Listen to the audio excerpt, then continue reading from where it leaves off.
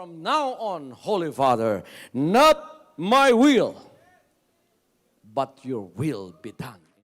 I said, Father, you have chosen me. Give me the strength to obey. I will follow you no matter what it takes. If you know me, you cannot be neutral about me. Either you will hate me or you will love me. Because there is only one important business in the world. It is the business of salvation.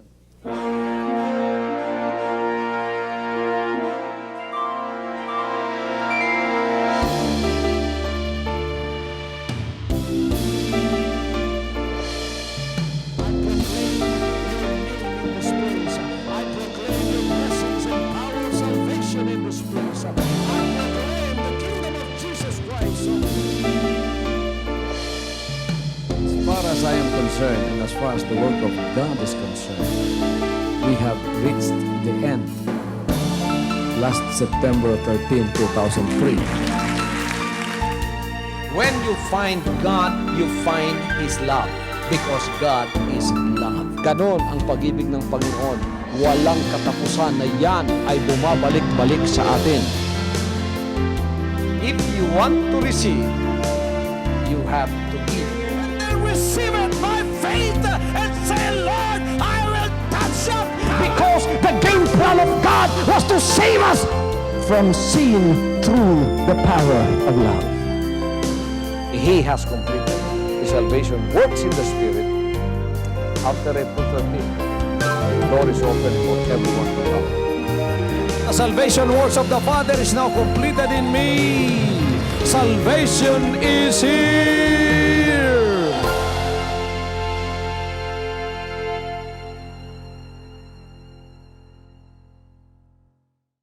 Ngayong sandaling ito, ako po ay mangangaral sa mga salita ng Diyos sa isa sa pinakamahalagang subject ng banal na kasulatan na siyang isa namang pinakabuhay ng iglesia at pinakabuhay ng isang mananampalataya sa Panginoon na kung wala ito, talagang hindi tayo magkakaroon ng kapangyarihan.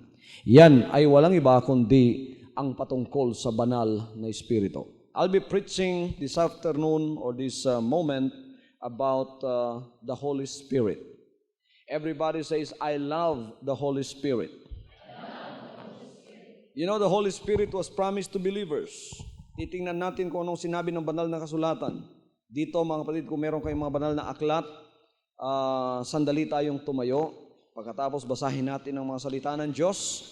Kung meron kayong mga banal na aklat, ay buksan po ninyo dito sa Aklat ng Mga Gawa ng mga Apostoles, Kapitulo 2, magsisimulang versikulo 1 hanggang versikulo 4.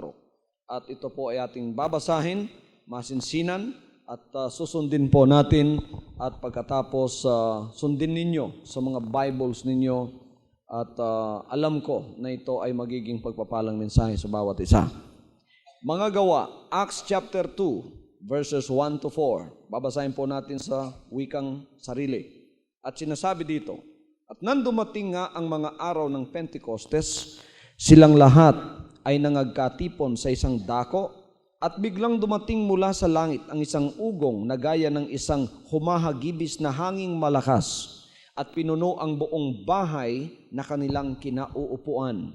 At sa kanila'y may napakitang mga dilang kawangis ng apoy na nangagkabahabahagi at dumapo sa bawat isa sa kanila. At silang lahat ay nangapuspos ng Espiritu Santo at nangagpasimulang magsalita ng iba't ibang wika ayon sa ipinagkaloob ng Espiritu Santo na kanilang salitain. Verse 5 hanggang katapusan, ito istorya ng mga ginamit ng Panginoon tumanggap ng banal na Espiritu. Pagpalain ng Panginoon ang kanyang banal na salita, maari na tayong makaupo, mga kapatid. Bago yan, binasa natin ang mga salita ng Diyos kung paanong dumating ang araw ng Pentecostes nang sila'y nagkakatipon sa isang dako at biglang dumating mula sa hangin ng ugong, mula sa langit ang isang ugong na gaya ng isang humahagibis na hanging malakas at pinuno ang buong bahay na kanilang kinaupuan. Pagkatapos may nagpakitang dilang kawangis ng mga apoy at nagkabahabahaging dumapo sa bawat isa sa kanila at nangapuspos sila ng Holy Spirit. Pagkatapos nagpasimula silang magsalita ng iba't ibang wika ayon sa pinagkaloob ng Espiritu na kanilang salitain. Bakit nila tinanggap yan? Sapagkat nung kasama pa nilang Panginoon after the resurrection, may pangako ang Panginoon sa bawat isa sa kanila na siyang pangakong tinupad naman niya nang binasa natin sa Kapitulo 2 ng mga Gawa. Anong pangakong ito? Ito ay ang pangakong binitiwan niya nang sinabi niya sa kanila, "Datapot tatanggapin ninyo ang kapangyarihan pagdating sa inyo ng Espiritu Santo at kayo'y magiging mga saksi ko sa Jerusalem at sa buong Judea at Samaria hanggang sa kahuli-hulihang hangganan ng lupa." Mga Gawa Kapitulo 1, versikulo 8. Napakaliwanag na ito ay ipinangako ng Panginoon. Sabi niya, "But you shall receive power after that the Holy Ghost is come upon you, and ye shall be witnesses unto me, both in Jerusalem, in Judea, in Samaria, and unto the uttermost part of the earth." The Lord Jesus Christ had promised the gift or the baptism in the Holy Spirit. There are many people today that do not believe in the baptism in the Holy Ghost. But we, in the last day Christian church, believed it so because it was promised not only to the early church, not only to the apostles. It was also promised to us even today that are in the end church, in the latter end church, which is the church of our Lord Jesus Christ. The Holy Spirit was promised also not only for them, but also for us. The dwelling place of the Holy Spirit is in the believer's heart. It was promised that the Holy Spirit shall dwell in the believer. And even in the Old Testament, the Bible also explicitly tells us that the Spirit was already promised even unto those righteous men that lived in the Old Testament. And it is a carryover promise to us in the New Testament. In fact, the Bible says in Ezekiel chapter 36, verse 27, the Bible says, "And I will put my spirit within you, and cause you to walk in my statutes, and ye shall keep my judgments and do them. I will put my spirit within you, and cause you to walk in my statutes, and ye shall keep my judgments and do them." The Bible promised in the book of Ezekiel 36:27, even the people of God in those days, in the olden times, were promised the dwelling of the Holy Spirit within them. He said, "I will put my spirit within you." So the dwelling place of the Holy Spirit is the heart of the believer. It's so even today in the latter end church. The Bible says in John 14:17, "Even the Spirit of truth, whom the world cannot receive, because it seeth him not, neither knoweth him, but ye know him, for he dwelleth with you, and shall be in you." Mapalad tayo ngayon sa huli, sapagkat ang pangako ng Panginoon na tirahan ng banal na Espiritu ay walang iba kundi ang ating templo, ang ating puso, ang ating katawan, ang siyang magiging tirahan ng banal na Espiritu. Sabi ng Panginoon, siya ang Espiritu ng katotohanan na hindi matatanggap ng sanlibutan. Hindi alam ng sanlibutan, hindi nakikita ng sanlibutan. Ngunit alam ninyo siya, sapagkat kasama ninyo siya at siya ay papasok sa inyo.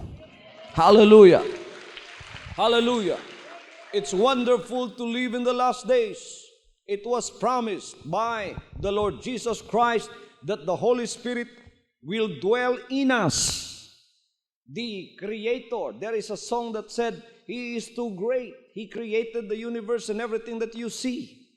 Everything in God's creation, whether small or great, was created by Him. Yet, He became so small even to dwell in your heart.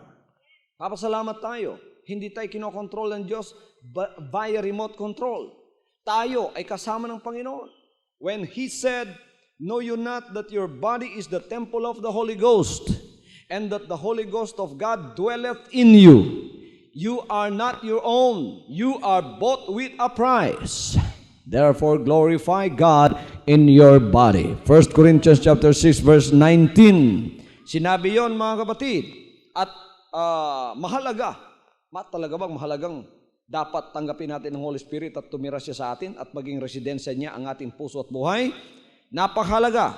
Bakit? Sapagkat sinabi niya sa Romans chapter 8 verse 9, "But ye are not in the flesh, but in the Spirit, if so be that the Spirit of God dwell in you. Now if any man have not the Spirit of Christ, he is none of his."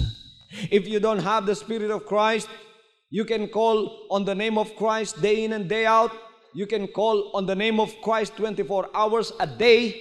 But if you don't have the Holy Spirit of God, He will not claim you as His own.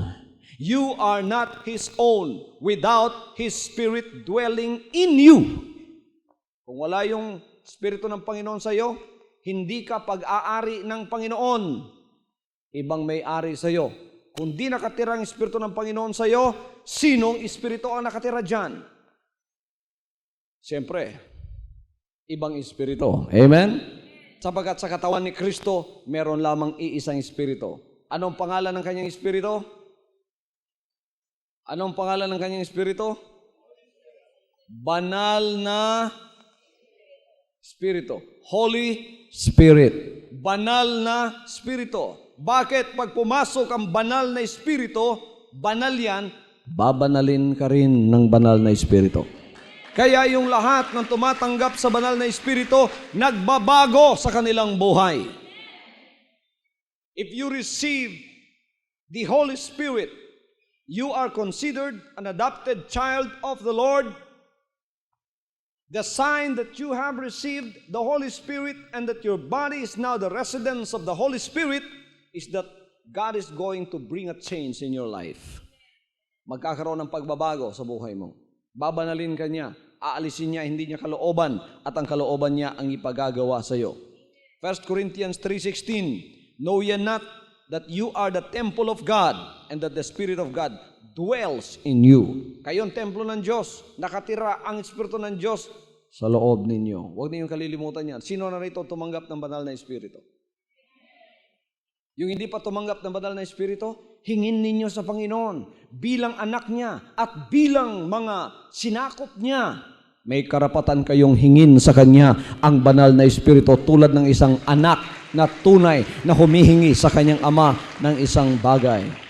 Ang 1 John 2:27 sinasabi, "But the anointing which ye have received of Him abideth in you, and you need not that any man teach you, but is the same anointing teacheth you of all things, and is truth, and is no lie, and even as it hath taught you, ye shall abide in Him." Yung anointing na tinatawag dyan, galing po sa banal na Espiritu yan, mga kapatid, na tinanggap ng bawat isa sa atin. Kaya wala nang dapat taong magturo sa inyo kung ano ang katotohanan o kung ano ang bagay na matuwid, sapagkat ang banal na Espiritong yan ang siyang magtuturo sa inyo kung ano ang matuwid sa harap ng ating Panginoon. Kung tayo ay may banal na Espiritu, karapat dapat talagang ang lahat ng mananampalataya tatanggap ng banal na Espiritu, sapagkat yan ang tutulong sa iyo, yan ang magbibigay sa iyo ng kapangyarihan, at yan ang magtuturo sa iyo sa lahat ng matuwid na gagawin mo. Kaya napakaraming mga Kristiyano ngayon, failure ang kanilang buhay sapagkat sila ay gumagawa na tiwali sa kapangyarihan ng banal na Espiritu. Why? Sapagkat hindi nila tinanggap ang Espiritu sa buhay nila. Nasa labas lang, hindi makapasok. Ang ating katawan, ang ating buhay ay parang isang pamamahay. Pagka may bisita kayo, saan dumadaan ang bisita ninyo?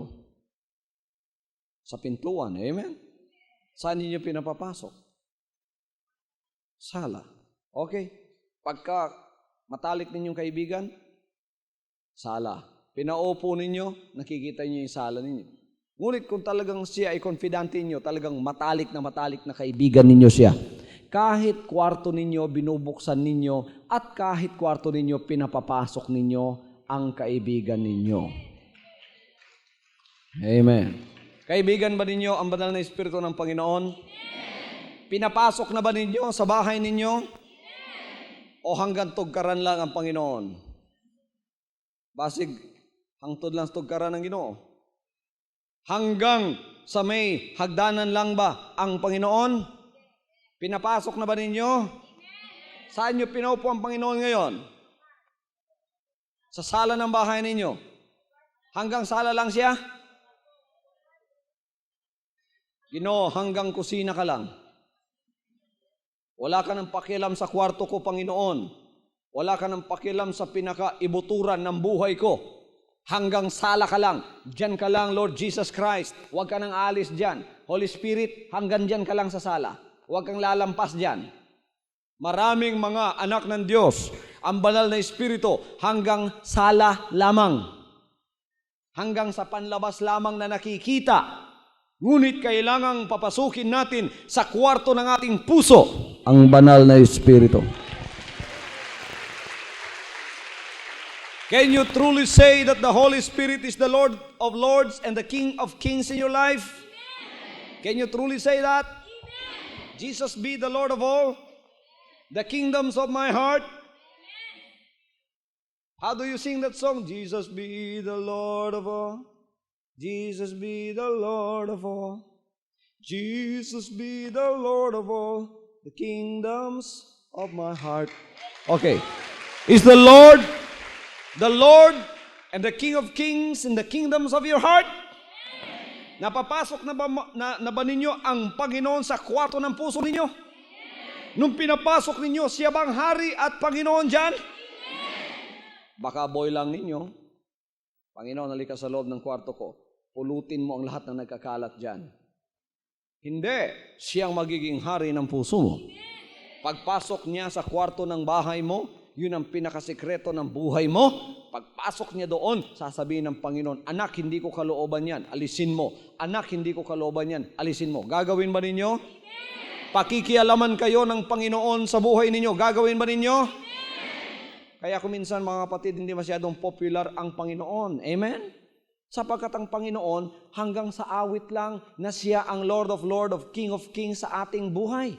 Ngunit sa totohanan, sa tunay na buhay, hindi maaari yun. Kaya kung minsan, popular yung mga social gospel na hindi pinakikialaman ng Panginoon ang kanilang buhay hanggang sa pagtawag lamang sila. Ito ang kaibahan ng Jesus Christ, the name above every name. Sapagat ang ating pagsamba rito ay hindi lamang hanggang bibig. Ang pagsamba natin dito ay nasa sa buhay at puso natin. Ayaw nating sabihin ng Panginoon sa atin na kayo walang kabuluhan ng inyong pagsamba sapagat mahal ninyo ako sa bibig ninyo, ngunit malayo naman ang buhay ninyo sa akin. We don't want the Lord for the Lord to say that to us. In our worship and service to Him, we don't want for the Lord to say to us, you are only good in praising me, but your heart is far away from me.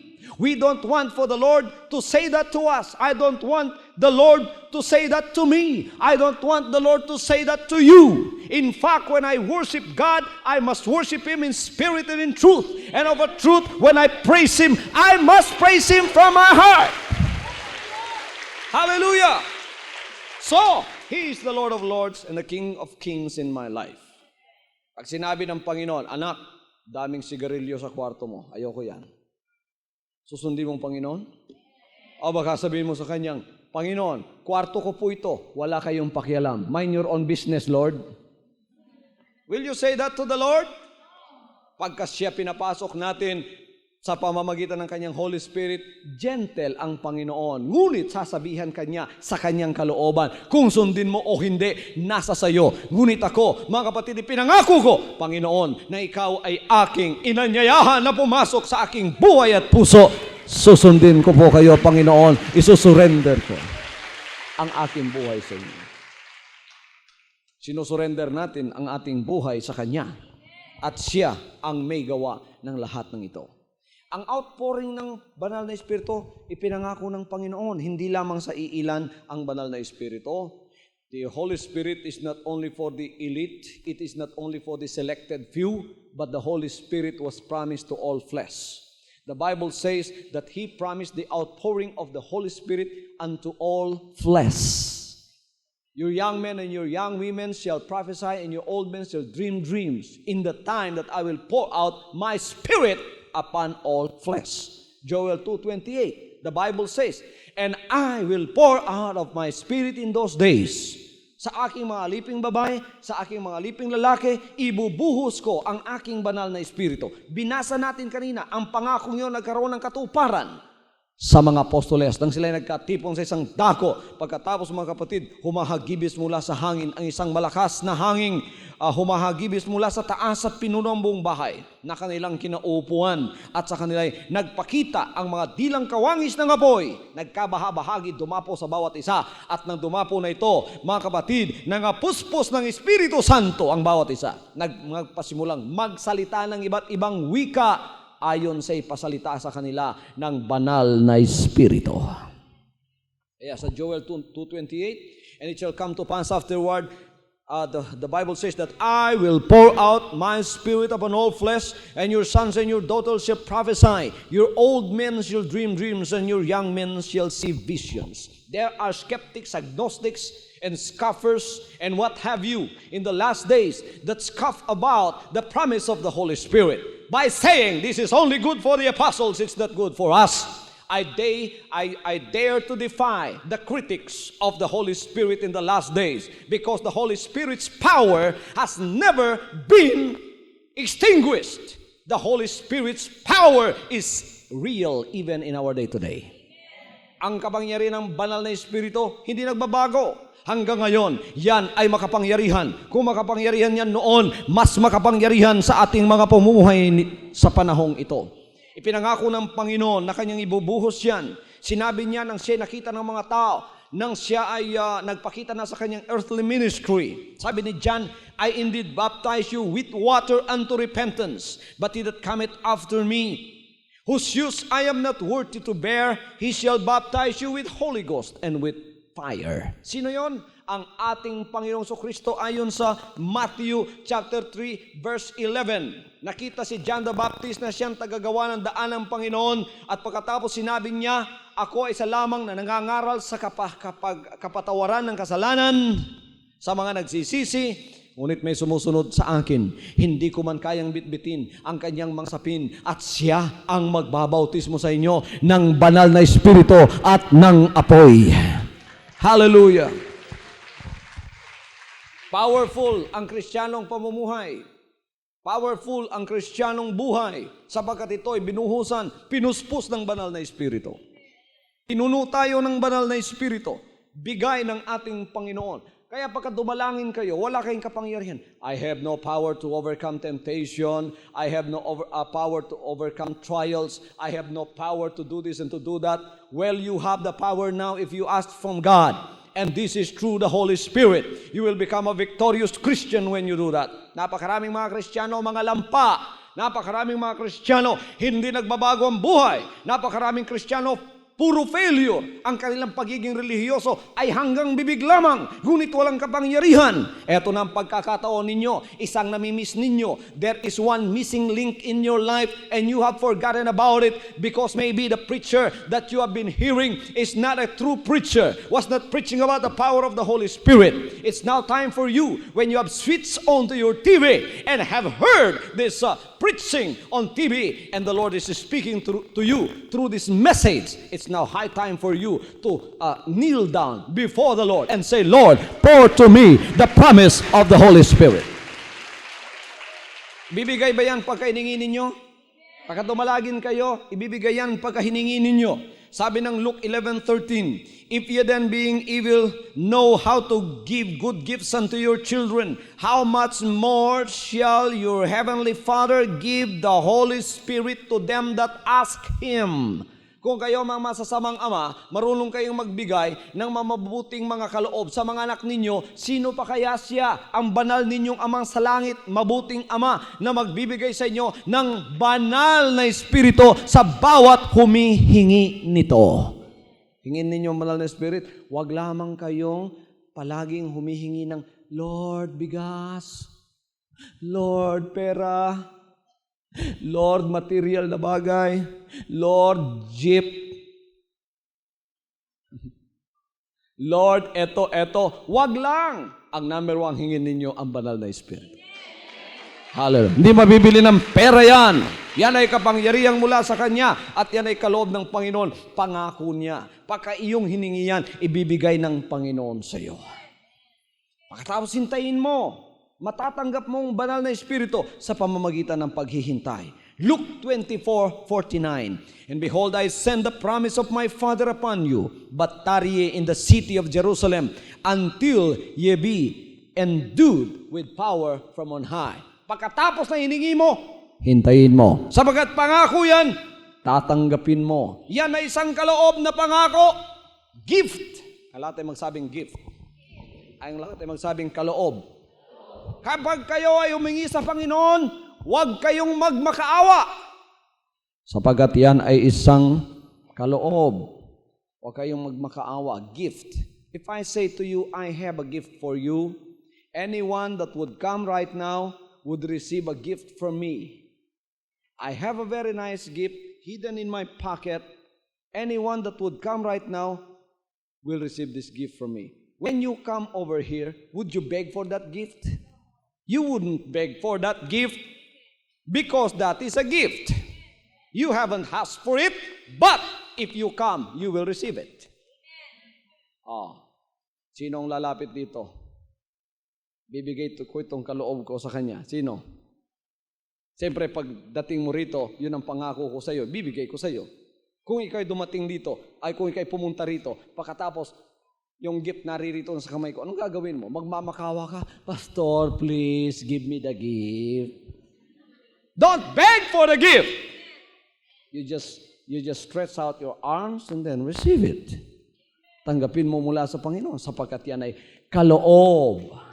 Marami ang mga anak ng Diyos, ibig nilang tanggapin ng Holy Spirit, hiningi nila, pagkatapos mga kapatid, pagka lumalapit sila sa altar, naku, umiiyak, Huwag na kayong gumawa ng ganon. Huwag na kayong gumawa ng eksena pa. Dapat tanggapin nyo. Purihin lamang ninyo siya. I praise you, Lord, because I am your adopted child. I am your adopted daughter. I am your adopted son. When I come to you, I am ready to receive the gift according to the availability of my heart. Linisin mo lang yung puso mo, pagsisi ka ng totohanan. Pagkatapos sabihin mo, Lord, I welcome you in my heart. Maraming humihingi sa gift of the Holy Spirit pero hindi lang natatanggap. Bakit? Kasi hindi pa ang kondisyon ng kanilang puso, hindi pa adapted para sa Holy Spirit. Hindi pa pwedeng tumirang Holy Spirit sa buhay mo na dahil yan ay hindi pa nakasurrender. Kailangan i-surrender mo ang buhay mo. Kailangan nasa sa state ka na ng Espiritu na Panginoon, susunod po ako sa inyo, malugod na pagsunod, hindi na po rin ako pipilitin. Ako po ay susunod sa inyong banal na kalooban. At ibibigay ng Panginoon sa iyo ang banal na Espiritong hinihingi mo. Pagkatapos mga kapatid, sinabi mo yan, you are the Lord of my heart. You are the King of my life. Come into me and sup with me, and I will obey you willingly and lovingly. Praise God. Pagkatapos mga kapatid, yung kondisyon ng puso mo, kaaya-aya na sa harap ng Panginoon, hallelujah, isang iglap, tatanggapin mo yan mula sa Kanya. Pagka tinanggap mo yan, sa iyong paghintay, magbibigay sa iyo ng kapangyarihan upang makapaglingkod sa Panginoon. Maraming mga anak ng Diyos ngayon walang kapangyarihan sa paglilingkod. Isang maliit na kapagsubukan, bumabagsak. Isang maliit na kapagsubukan, nawawalay sa Panginoon. Isang maliit na kapagsubukan, nababackslide. Isa lamang maliit na kahirapan, nawawala, natatanggal ang bulay ng kanilang pagkakatayo. Walang katibayan, walang kalakasan. Bakit? Wala ka pang kapangyarihan.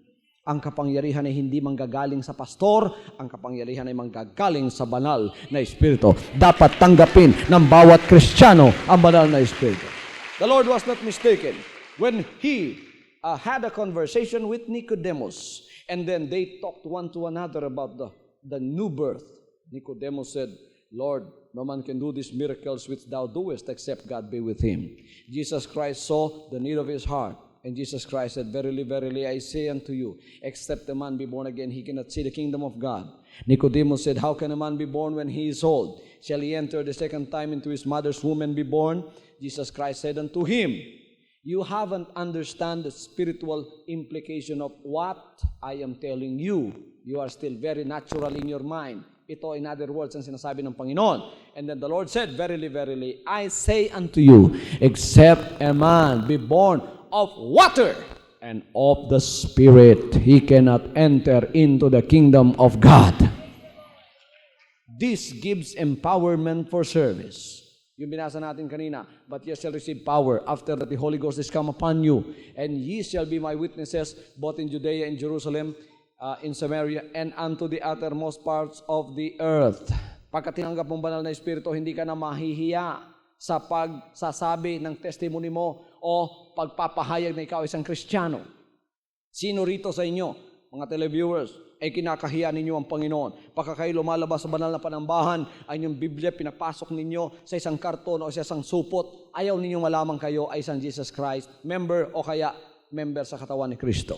Hiyang-hiya kayo, tinatago yung pagkakristyano ninyo, sapagkat kayo natatakot, naduduwag kayo, na baka kayo ay laitin ng sanlibutan. Ngunit pagka kayo pinasukan na ng kapangyarihan ng banal na Espiritu, hindi na po ninyo papansinin ang mga bagay na yan. Magkakaroon kayo ng kapangyarihan. Saan man kayo tumatayo, magiging liwanag kayo. Saan man kayo pumupunta, magiging witness at saksi kayo ng ating Panginoon sa kanyang kabutihan at sa kanyang kapangyarihan. Yan po ang gagawin ng Panginoon sa inyo. Magiging witness kayo ng Panginoon. Saan man dako kayo pupunta at hindi nyo ikakahiya ang buhay ng Panginoon at hindi nyo i-compromise ang buhay ng Panginoon. Paano mangyayari yan? Kailangan siyang Kristiyano, hindi kino-compromise ang buhay ng Panginoon. Kailangan mananatili siyang banal. Kailangan mananatili siyang matuwid na sumusunod sa kalooban ng Diyos in the midst of a perverse and crooked nation. How can you do that? Without the power of the Holy Spirit, it would be impossible for you to serve God. Napakahirap. Biro ninyo, sa opisina lang. Kayo tumanggap sa Panginoon dyan. Yung mga kaopisina mo, kabarkada mo, puro mga lasinggero yon, puro mga babaero yon, puro may mga bisyo yon. Ikaw ngayon nagbago ka, tinanggap mo ang Panginoon. Pagkatapos nakatayo ka at nakatira ka at nananahanan ka at pagkatapos nagtatrabaho ka sa kalagitnaan ng mga klaseng taong ganyan. Tapos ipe-persecute ka nila. At sasabihin nila, kung hindi ka aalis sa iyong kinaroroonan, hindi ka namin tatanggapin. Hindi ka na, maghihirap ka na, dead end na lahat ang para sa iyo. Anong gagawin mo kung wala kang kapangyarihan ng Panginoon? Susuko ka, susurrender ka, babalik ka sa kapangyarihan ng demonyo. Ngunit, kung ikaw ay may kapangyarihan mula sa Espiritu Santo, hindi ka babalik sa daan ng demonyo. Magpapatuloy ka sa kapangyarihan ng Panginoon at sasabihin mo, ano man ang mangyari, ako ay susunod sa iyo. Anak, huwag kang matakot, sabagat ako ang bahala para sa iyo. Hallelujah. That's the power of the Holy Spirit. If you are powerless, you can't do that. You are living in the midst of a perverse and crooked generation. You cannot serve God without this power. It would be impossible for you. Tapos mga kapatid, sa personal cleansing, you don't need a pastor anymore to cleanse you. Maybe sometimes the pastor is being used by preaching the Word of God in order for us to be cleansed to the Word of God. Pero kung nasa sa iyo ng Holy Spirit, ang Holy Spirit na mabibigay conviction sa iyo, pagka gumagawa ka ng kasalanan, sasabihin niya, anak, hindi ko kalooban yan. And you will not sleep that night unless you repent of what you have done. That is not according to the will of God. Tingnan niyo ang Acts 2:38, pagka kayo nabautismuhan. Acts chapter 2 verse 38. Then Peter said unto them, repent and be baptized every one of you in the name of the Lord Jesus Christ for the remission of your sins, and you shall receive the gift of the Holy Ghost. Hallelujah. Amen.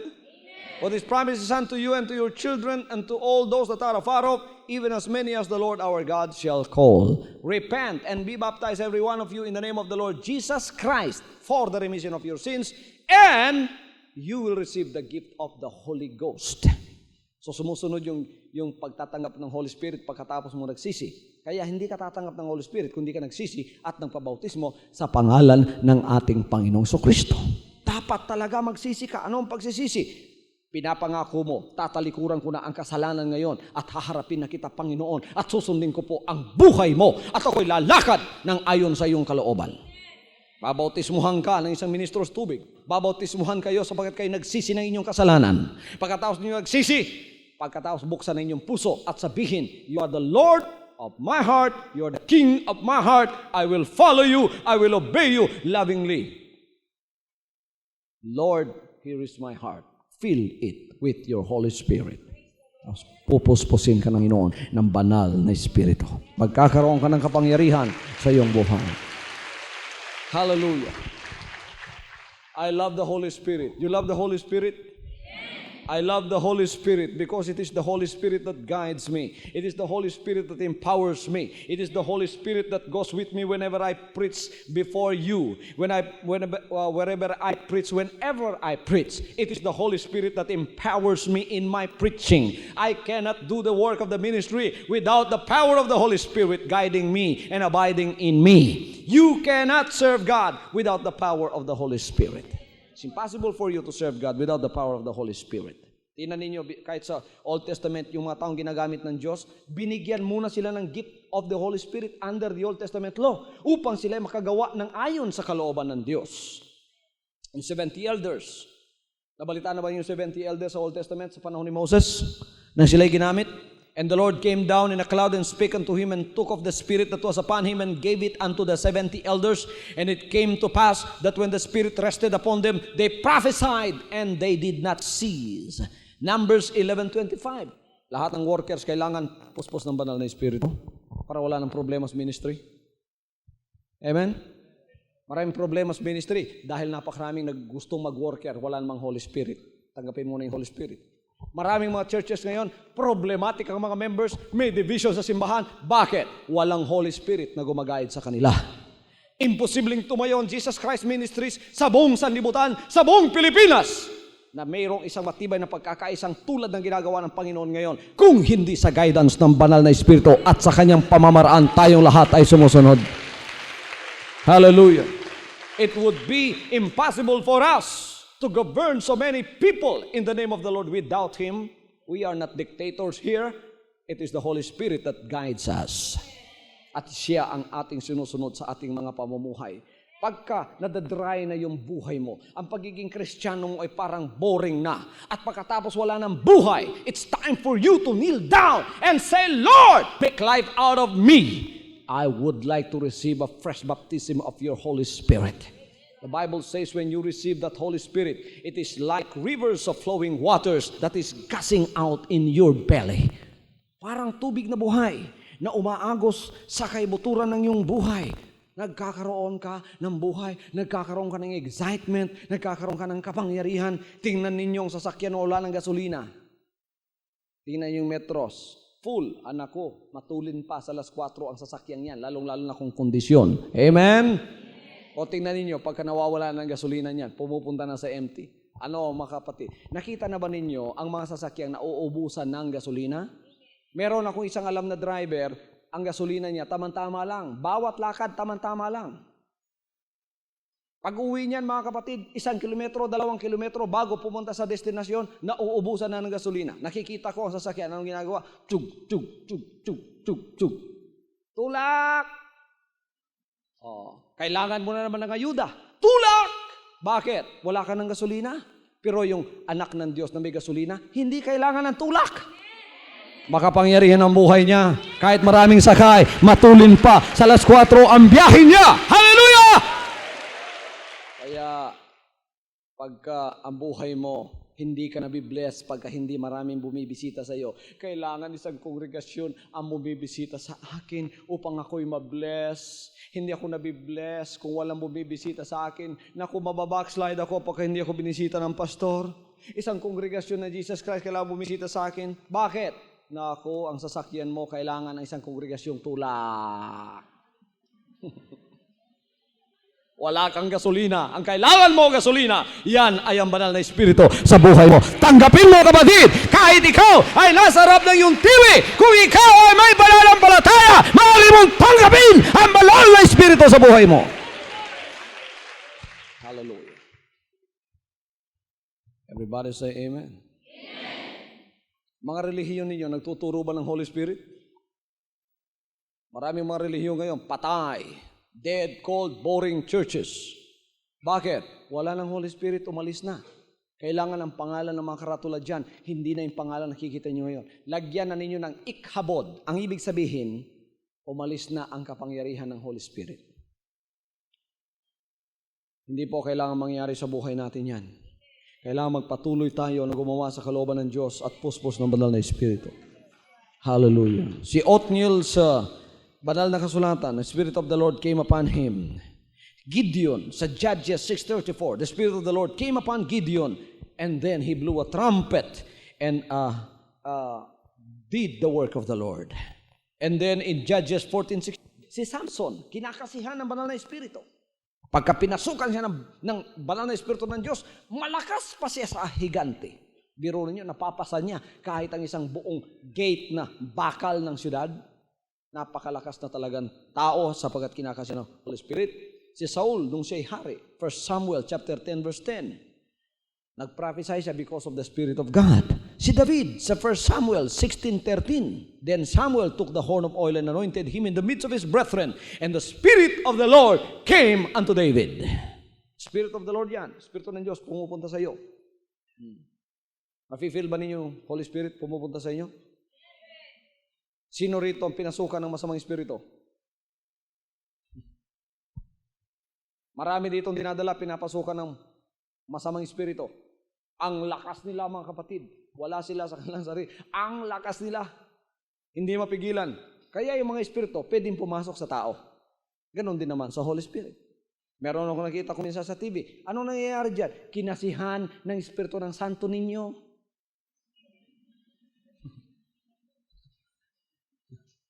Sinapian ng espiritu ni pumupunta sa tao. Hindi dapat espiritu ng iba ang pumunta sa atin. Dapat banal na espiritu ang pupunta sa buhay natin. Sa Old Testament yun, ang Holy Spirit pumupunta na rin sa tao. Lalo na sa New Testament sapagkat yan ipinangako sa atin. It was promised in the church. Believers in the early church received the baptism in the Holy Ghost. Sa Luke 2:25, and behold, there was a man in Jerusalem whose name was Simeon, and the same one was just and devout, waiting for the consolation of Israel, and the Holy Ghost was upon him. Ang banal na espiritu nasa sa kanya. Believers sa panahon ng Pentecost, yung binasa natin kanina, Acts chapter 2 verse 3, and there appeared unto them cloven tongues like as of fire, and it sat upon each of them. The Samaritan Christians also received the baptism in the Holy Ghost. Acts chapter 8 verse 17, they laid their hands on them, and they received the Holy Ghost. Isang tao nagtanong sa akin, Pastor, ano po ang tanda na ako'y tumanggap ng banal na Espiritu? Anong tanda na ikaw tumanggap ng banal na Espiritu? Sinabi ng Acts chapter 2 verse 4, you begin to speak in other tongues as the Spirit gives you the utterance. Sasalita ka na ibang wika. Ano ang sabi ng 1 Corinthians chapter 14 verse 2? He that speaketh in an unknown tongue speaketh not unto men, but unto God, for no man understandeth him. Meron pong gift na ang ipasasalita sa iyo, isang lengguwahe ng sanlibutan ito na maunawaan according to Acts chapter 2 verses 1 to 4. Ngunit according to Acts chapter 14 verses 1, 1 Corinthians chapter 14 verses 1 and 2, meron din namang wika ang Panginoon na ipasasalita sa iyo through the Holy Spirit na walang makakaunawa sa sanlibutan ito. Pag kayo na binigay sa iyo, hindi ka nakikipag-usap sa mga tao, nakikipag-usap ka sa Diyos sapagkat walang tao nakakaunawa sa iyo. Ngunit sa Espiritu, ikaw ay nagsasalita ng mga misteryo. Amen? Kaya yung tanda ng Holy Spirit, nagsasalita ka ng ibang wika. Yun ang tanda. Sabi ng iba, yung tanda raw, yung nanginginig ka raw. Yung tanda raw, yung umaakyat ka sa dingding ng bahay. Yung tanda raw ay yung bumubula yung bibig mo. Yun daw tanda yung sipon mo, yung laway mo. Saan? Luha mo, sipon mo, laway mo, nagsasama. Yun daw ang tanda na tumanggap ka ng Holy Spirit. Wala po yan. Lahat yan hindi biblikal. Ang biblikal na tanda lamang, magsalita ka ng iba't ibang wika ayon sa ipasalita sa iyo ng banal na Espiritu. Tanda na ikaw ay kinasihan at pinuspos ng banal na Espiritu. Yan ang tanda. Kaya wag ninyong insultuhin yung mga nagsasalita ng iba't ibang wika. kapag sa Panginoon. Bakit sinabi kong kapag sa Panginoon? Kasi ang demonyo, wise na rin. Nagsasalita na rin ang wika ang demonyo sa huling araw na ito. Ini-imitate niya yung ginagawang genuine ng Panginoon. Eto, pumasok na naman yung mga hypocrite na naman. Pumasok na naman ngayon yung mga scoffers. Tingnan ninyo, meron palang mga imitations ang demonyo. Kaya yung ginagawa ninyo para sa demonyo. Como may mga imitations, pati genuine, idinamay na. Ayan ang mga hindi naniniwala sa banal na Espiritu. Ayan ang mga hindi naniniwala, tatanggapin pa ang Holy Spirit ngayong huling araw na ito. Ngayon mga kapatid, sabagat nakakita ka ng isang $1 na peke, ang lahat ba ng $1, iyong i-condemn lahat? Bakit i-condemn lahat? Sabagat hindi nananampalataya at naniniwala sa banal na Espiritu. Bakit walang banal na Espiritu? Lalo na hindi naniniwala sa ibang mga kasulatan. Binabaluktot pa yung kasulatan. Biro ninyo, bakla maliligtas. Baluktot, walang Holy Spirit yan. Bakla maliligtas. Saan kayo nakakita sa banal na kasulatan ng bakla maliligtas? Mahal ko ang mga bakla, kaya ako'y nangangaral para sa kanila upang sila maging tunay na lalaki. Hallelujah! Pagka sinabi ko na ang bakla maliligtas, hindi ko kayo mahal. Niloloko ko kayo. Pero pagka sinabi ko, pagka ikay nanatiling bakla, hindi ka maliligtas, mahal kita, sabagat sinasabi ko sa iyo ang katotohanan. Bakit ko sasabihin sa iyo ang katotohanan? Sabagat sinabi ng banal na kasulatan, yes, shall know the truth, and the truth shall set you free. John chapter 8, verse 32. Kaya, pangangaral natin dito matuwid. Sasabihin mo, may Holy Spirit ka. Pagkatapos nang nanakaw ka ng tithes. Sasabihin mo, may Holy Spirit ka. Pagkatapos, nangangaral ka na magnakaw ka ng tithes. Naku, saan ang Holy Spirit nasa sayo? Walang Holy Spirit dyan. Sapagat ang Holy Spirit tuturuan kang sumunod sa kautusan ng Diyos. Sumunod sa kanyang banal na mga salita. Hallelujah. Napakahalaga ng Holy Spirit sa atin. Samaritan Christians received the Holy Spirit when a hands was laid on, when the apostles' hands were laid on them. Sasalita ng wika, genuine ha? Yung genuine talaga. Yung hanap natin genuine. Marami na kasing peke ngayon eh. Tingnan nyo, may mga peking Holy Spirit ngayon. Nagsasalita din ng wika. Sabi ng pastor, okay, bago tayo magpasimula ng ating service, lahat tayo mag-speak in tongues. Tapos mag-speak in tongues sila. Ang pastor ang umutos, parang siya ba ang susi? Sige, start. Yun ang mga tao, para naman mga robot, may susian sa likod. Okay, tapos na. Tapos tayong lahat. Hindi po ganyan ang Holy Spirit, hindi uniforme. Ang Holy Spirit, ikaw ay kinasihan o kaya pinuspos ng Holy Spirit, hindi po tao ang umuuna nang nagsasabi sa iyo. Kaya ako laban doon sa mga nag-Holy Spirit, pagkatapos nilalapitan, pagkatapos sinisitsit yung mga words doon sa kanilang mga tenga. Bzub, zib, zub, zib, zub. Sundin mo yung ginagawa ko. Kalimutan po ninyo yan, sapagkat hindi po yun ang utos ng banal na Espiritu. Tama na yung lay hands natin. Pagka talagang Holy Spirit ang pumasok sa kanya, kahit hindi mo na bulungan yan, ay magsasalita na ng ibang wika yan. Well, yung pagsasalita ng ibang wika, hindi yun ang purpose natin. Ang purpose natin, tumanggap ng Holy Spirit, and the fruit of that is for you to speak in tongues. Pero hindi yun ang end na hinahanap mo. Ang hinahanap mo, Holy Spirit, magiging tanda na lang yun na tumanggap ka. Amen? Ang iba, ginagawa nilang end yung speaking in tongues. Kaya sila'y sinasaway ng iba. At nagiging peke ang pagiging Holy Spirit nila para tumanggap ng Holy Spirit. Ako galing ako sa denomination. Laban din ako dyan. Bakit? Yung sa denomination, ginagawa nilang commercialism kung minsan yung pagtatanggap ng Holy Spirit. Okay? Follow these 5 instructions and you will receive the baptism of the Holy Ghost. 1, 2, 3, 4, 5. Begin. You praise God. Begin. Nag-Holy Spirit na. Pagkatapos kukunin yung ano yun? Yung bell. Bell, takip ng kaldero. Teng, teng, teng, teng, teng, teng, teng. Stop, stop, stop. Bibilangin. Ilan? 100 receive the Holy Ghost. Why? Because according to our organization, no report, no support. Woo! Kaya, kahit hindi totoo, nire-report upang makatanggap ng support. Nako mga kapatid, itabi yan. Magagalit ang Panginoon yan. Pati ang Holy Spirit kinokomersyo. Hindi ko nilalahat. Baka may masaktan. Sabi nga ng mga kaibigan natin, bato-bato sa langit ang tamaan ay huwag magagalit. Ngunit, kasabay din ng paalalang yun, eto rin ang isang paalala. Hoy, gising sa katotohanan. Tayong lahat ay gumising sa katotohanan. Anong katotohanan? Merong genuine na Holy Spirit na tatanggapin mo kung ikaw ay sincero sa harap ng Diyos.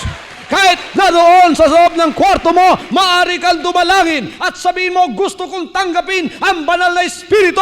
Ang banal na Espiritu pupunta sa iyo at pagkatapos pupuspusin ka at mafe-feel mo isang experience na hindi mo malilimutan. Isang karanasang hindi mo malilimutan. My father received the Holy Spirit without anyone laying hands on him and without anyone whispering on his ears on what to do. Nasa kwarto yung father ko. Tapos mga kapatid, hiningi niyang Holy Spirit at sinabi niya, iaalay kong lahat ng anak ko sa paglilingkod sa iyo, Panginoon, pagka binigay mo sa akin ng Holy Spirit. Alam niyo kung ano nangyari? Sa loob ng kwarto, silang mag-isa. My father spoke in tongues for one day and one night. Hindi kumain. Speaking in tongues lang lahat. Pinapakinggan namin. Nakaka-bless sapagkat genuine na Holy Spirit ang tinanggap at ibinigay sa bawat isa sa member ng aming pamilya. Yan po ang gusto kong tanggapin ng bawat isa sa inyo na mga anak ng Diyos. Tanggapin ninyo yan kung ihihingin ninyo sa harap ng ating Panginoon. Ang iba natatakot na baka raw tanggapin nila masamang espiritu. Ganun bang Panginoon? Hindi. Baka ikaw humihingi ng tinapay, ahas bang ibibigay niya? Panginoon, tinapay, etong ahas. Hindi ka bibigyan ng Panginoon. Panginoon, kanin o bato. Hindi ganyan ang Panginoon. Sabi niya, pagka humingi ka ng kanin, kanin ang ibibigay sa iyo. Pagka humingi ka ng Holy Spirit, hindi bad spirit ang ibibigay sa iyo. Holy Spirit ang ibibigay sa iyo. Hallelujah. As long as you remain sincere before Him, the Lord will give you the Holy Spirit. Ito rin ay nagbibigay tanda o witness na tayo ay spiritually adopted children of God. Spiritual adoption ng believers yan. That is a witness. The Holy Spirit is a witness that you are an adopted child of the Lord. Sabi ng Romans 8:16, the Spirit itself beareth witness with our spirit that we are the children of God. Pagka tinanggap mo yun, nag-speak in tongues ka, you are born in the Spirit, palatandaan ikaw ay anak na ng Diyos. Galatians chapter 4 verse 6, and because you are sons, God hath sent forth the Spirit of His Son into your hearts, crying, Abba, Father. Kaya makakatawag ka ng Ama, sapagkat ang kanyang Espiritu pinadala sa puso mo. Kaya maaari mo sabihin, Abba, Ama. O kaya, Hello, Father. O kaya, Kumusta ka, Amahan? Kumusta ka, Ama?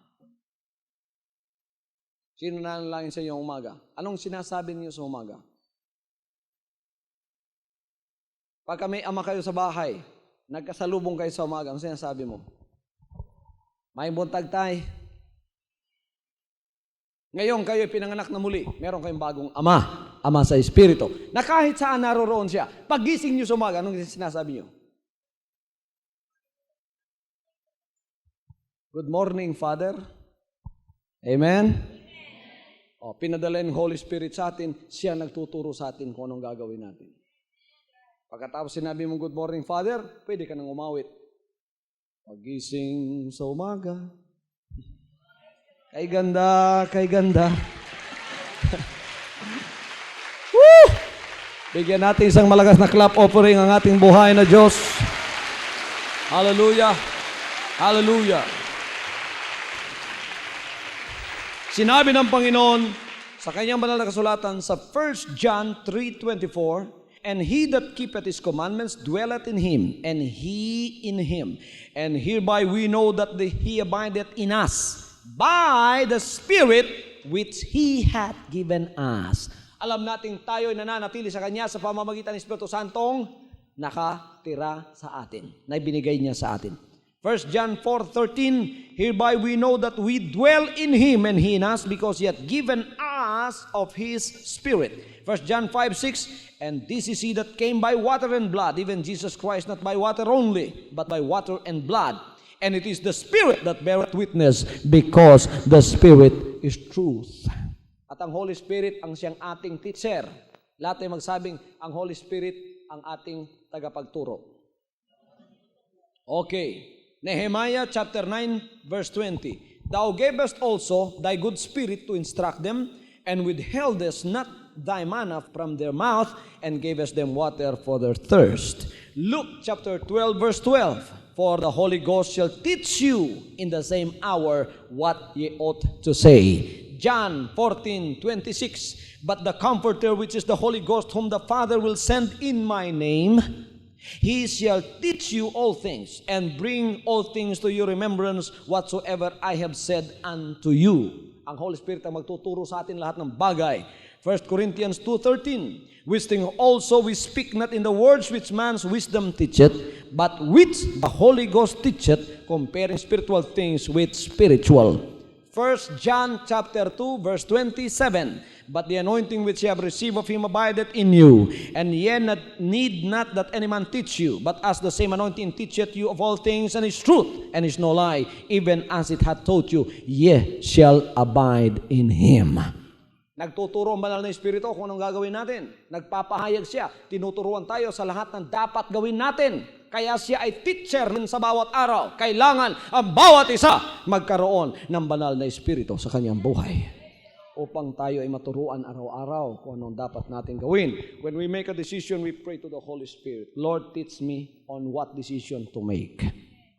I would like to buy a house. Lord, teach me what to do. Lord, I have some money to invest. Teach me what to do. Lord, I have a plan to go to the city, to that city. Teach me what to do. Guide me. Siya ang tagapagturo sa buhay mo. Hindi ka magkakamali. Pagka ang Holy Spirit nasa sayo, tuturuan ka niya sa lahat ng daan. Bantayan din ng lahat na hindi magkakasala ng laban sa Espiritu Santo. Amen?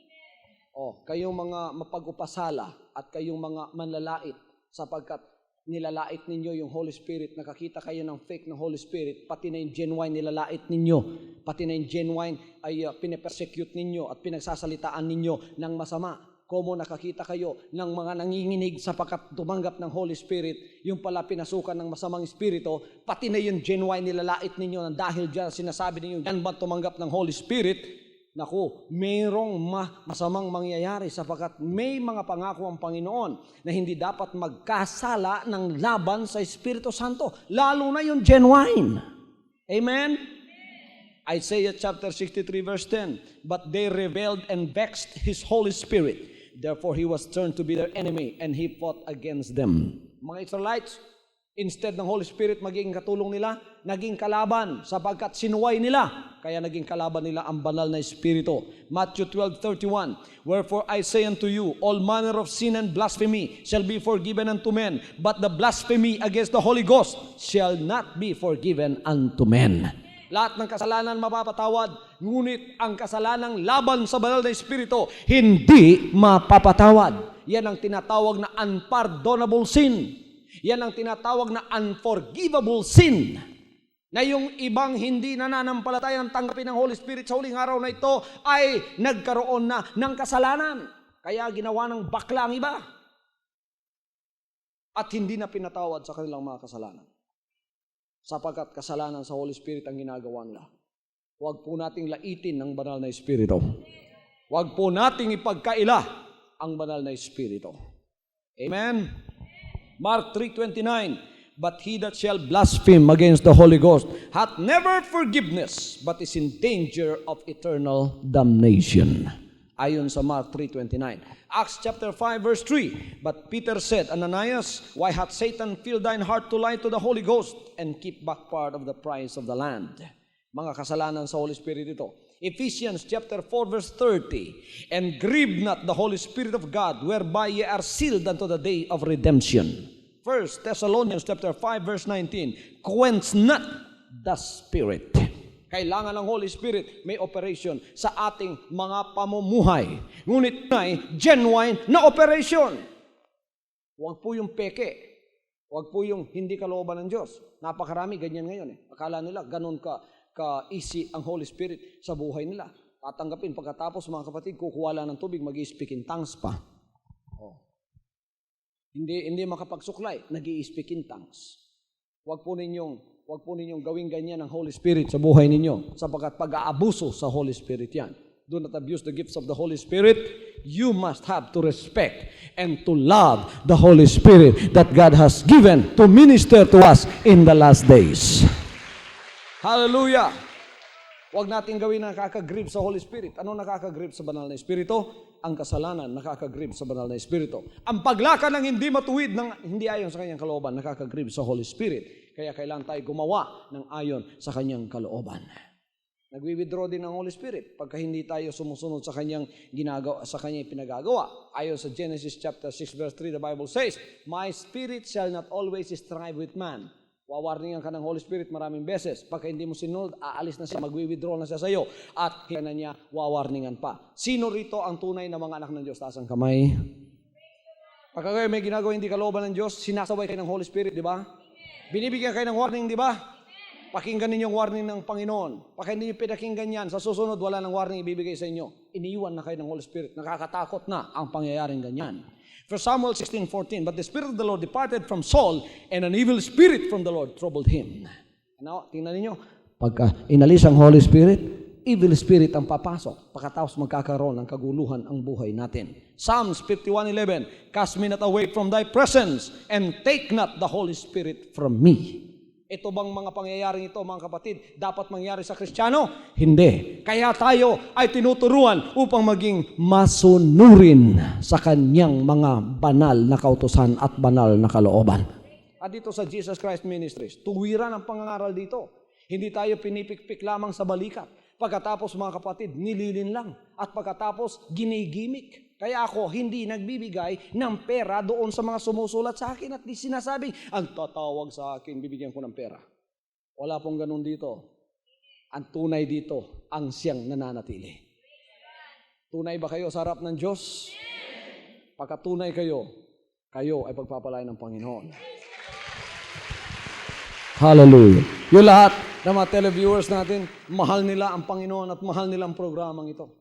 Kaya wala mang nag-uutos sa kanila, sumusulat sa programang ito at pinababatid ko anong ginagawa ng Panginoon sa kanila sa pamamagitan ng programang ito. Sumusulat dito at nagpapadala ng kanilang suportang prayer at suportang financial.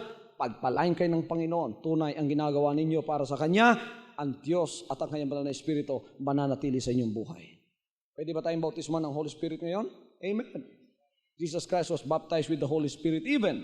Isaiah 11:2, and the Spirit of the Lord shall rest upon him, the Spirit of wisdom and understanding, the Spirit of counsel and might, the Spirit of knowledge and of the fear of the Lord. Kailangan natin ng fresh baptism of the Holy Spirit upang tayo magkaroon ng takot sa Panginoon, upang tayo magkaroon ng wisdom, understanding, at counsel nung sumunod sa kanyang mga banal na kalooban. Ganon din ang sinasabi ng Isaiah chapter 42 verse 1, behold my servant whom I uphold, mine elect in whom my soul delighted. I have put my spirit upon him. He shall bring forth judgment to the Gentiles. Kung sino mga lagad ng Diyos, pinapatungan din ng banal na Espiritu, pinapasukan din ng banal na Espiritu. Ganon din sa Isaiah chapter 61 verse 1. The Spirit of the Lord God is upon me because He hath anointed me to preach good tidings unto the meek. He hath sent me to bind up the brokenhearted, to proclaim liberty to the captives, and the opening of the prison to them that are bound. Jesus Christ mentioned that once again in Matthew 3:16. And Jesus, when he was baptized, went up straightway out of the water, and lo, the heavens were opened unto him, and he saw the Spirit of God descending like a dove and lighting upon him. Kita yon ng maraming tao kasama ni John. Sa John chapter 1 verse 32. And John bare record saying, I saw the Spirit descending from heaven like a dove, and it abode upon him. And Acts chapter 10 verse 38, how God anointed Jesus of Nazareth with the Holy Ghost and with power, who went about doing good and healing all that were oppressed of the devil, for God was with him. Ang ating Panginoon na siyang tagabautismo ng banal na Espiritu, binautismoan din naman ng banal na Espiritu mula sa Ama upang makagawa ng lahat ng kalooban ng Diyos, lalong-lalo na sa pagbibigay ng healing. Ang ministering ito, hindi po gagamitin ng Panginoon para sa healing ng napakaraming sumusulat ngayon. At pagkatapos nanonood ng TV, program na ito, na hindi man nagtetestify dito, ngulit mga kapatid, napakarami ng ginagawa ng Panginoon sa kanilang mga buhay, sa healing, sa answered prayers, sa lahat ng mga kahilingan na sinasagot niya. It's impossible for us to do that without the power of the Holy Spirit and without the anointing of the Holy Spirit in this ministry.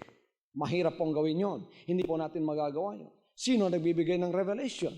Nagtatanong kung saan po sila dapat maglingkod at sila'y pinahayagan ng Panginoon. Walang iba kundi ang banal na Espiritu na siyang naging buhay natin. Ang leadership ng banal na Espiritu kailangan natin sapagkat siya ang guide ng ating pananampalataya. Howbeit when He, the Spirit of truth, is come, He will guide you into all truth. Amen? John chapter 16, verse 13. He will guide you into all truth, for He shall not speak of Himself, but whatsoever He shall hear, that shall He speak, and He will show you things to come. At papakita niya sa atin ang mga bagay na dumarating. Siya ang mag-guide sa atin sa lahat ng katotohanan. Kaya pagka may Holy Spirit ka, hindi ka sasabihin ng Holy Spirit, wala ng tithes. Sasabihin mo ng Holy Spirit sa iyo, gag-guide ka ba? Sinabi niya, howbeit when He, the Spirit of truth, is come, He will guide you unto all truth. Sasabihin ba niya, wala ng tithes, nakawin mo na lahat ng tithes mo. Hindi yung sinabi ng Panginoon. Sabi niya, give your tithes into the storehouse. Huwag natin ulitin yun. If you have the Holy Spirit, He will guide you into all truth. Everybody say amen. We baptize in the name of the Lord Jesus Christ because, according to Acts 2:38, that was what the Apostle Peter said when he baptized people. Do we baptize the same as Peter? Yes. Why? That is in obedience of Matthew 28:19. Why? That is the guidance of the Holy Spirit that He gives to those people that follows Him. Hindi nag-away si Pedro at ang Panginoon. In fact, ang inutos ng Panginoon, pangalan! Kaya pangalan ang lumitaw sa Acts 2:38. Hindi tayo nagkakamali. Guidance ng Holy Spirit yan. Amen?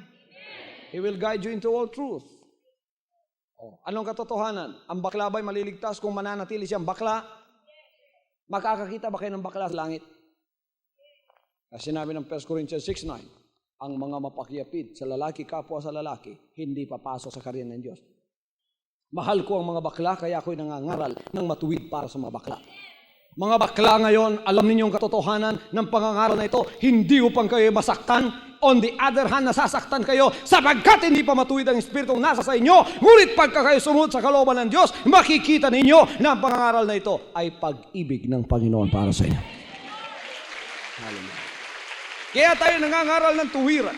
Sapagkat ang pangangaral sa harap ng Diyos ay bingit ng kamatayan o bingit ng buhay para sa iyo, sa Espiritu. Pag nagkamali ang pangangaral, pupunta ka sa impyerno. Pagka naman ang pangangaral ay tumuwid, iyan naman pagka pinakinggan mo, ay papupuntahin ka sa buhay na walang hanggan kasama ng ating Panginoon. Guidance ng Holy Spirit ay papunta lahat sa pagsusunod sa mga salita ng Diyos. Hindi kayo gagayad ng Holy Spirit pagkatapos susuwain mo yan. Yan ang palatandaan may Holy Spirit ka. Pagka ginaid ka at pagkatapos tinuro sa'yo na sundin mo ang mga salita ng ating Panginoon. Ginagamit ni Satanas yan. Yan, mga salita ng Diyos, ginagamit ni Satanas yan. Pero ang paggamit niya, binabaluktot niya. Pagka binasa niya, tithes and offering ibigay, sabi ni Satanas, huwag nang magbigay. Sinabi ng Panginoon, ang mananatiling bakla nakikipit sa lalaki, kapwa lalaki, hindi papasok sa kaharian ng Diyos. Sabi ni Satanas, papasok. Sinungaling na Satanas yan, sapagkat siyang puno ng kasinungalingan, pinagsisinungalingan niya lahat. Sincero po ang ministry ng Jesus Christ, the name of every name sa pangangaral. Sa hindi po natin gusto na mapahang kaluluwa, gusto ng kaluluwa makapasok sa kaharian ng Diyos. For you that are looking for a social gospel, for you that are looking for a hot gospel, I have a news for you. You are tuned in the wrong program. Because here we preach the whole gospel to the whole world. The whole truth to the whole man. Amen? Kung nahanap mo dito yung malabaklang pangangaral at sasabihin sa iyo, naku, maglingkod ka sa Panginoon. Tama na yan. Hindi mo makikita dito yan. Dito ang kalaliman sa pangangaral, matatagpuan mo. Kung sincero ka at hinahanap mo ay kaligtasan, matatagpuan mo sa pangangaral na ito. Hallelujah! Kung ikaw naman hinahanap mo ay isang bagay na hindi ayon sa napapakinggan mo ngayon, ngunit ikaw ay tinatawag ng Panginoon, do not turn off your TV. Huwag mong itlipat yan sa ibang channel. Manatili ka riyan. Pakinggan mo ang sinasabi ko sapagkat nakikipag-usap ang Espiritu ng Diyos sa pamamagitan ng programang ito. Sapagkat mahal ka niya at gusto ka niya maligtas sa isang araw bago ka lumisan sa sanlibutan ito o bago siya dumating. Gusto niya maligtas ka. Ikaw naman, matagal ka ng televiewer, ngunit wala ka naman desisyon. Nakikipag-usap ang Holy Spirit sa iyo. Gumawa ka ng desisyon bago lumisan sa sanlibutan ito. Sapagkat hindi mo hawak ang buhay mo. Baka matulog ka mamaya, hindi ka nagigising at babangungutin ka. Uunahan ka ng diablo. Wala kang kaligtasan. Gumawa ka na ng desisyon ngayon, kapatid. Hinihiling ng Panginoon ang desisyon ng bawat isa na nakikinig sa mga salita ng Diyos sa mga sandali ito. Bakit? Mahal niya ang iyong kaluluwa. From now on, Holy Father, not my will, but your will be done. I said, Father, you have chosen me. Give me the strength to obey. I will follow you no matter what it takes. If you know me, you cannot be neutral about me. Either you will hate me or you will love me. Because there is only one important business in the world. It is the business of salvation.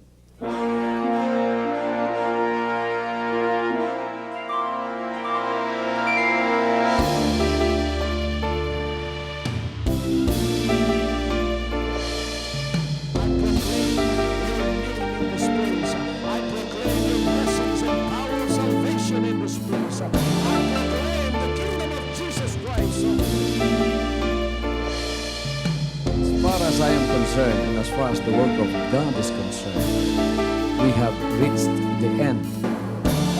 Last September 13, 2003. When you find God, you find His love. Because God is love. Ganon ang pag-ibig ng Panginoon. Walang katapusan na yan ay bumabalik-balik sa atin. If you want to receive, you have to give. Receive it by faith and say, Lord, I will touch you. Because the game plan of God was to save us from sin through the power of love. He has completed. The salvation works in the Spirit. After April 13th, the door is open for everyone to love. The salvation works of the Father is now completed in me. Salvation is here.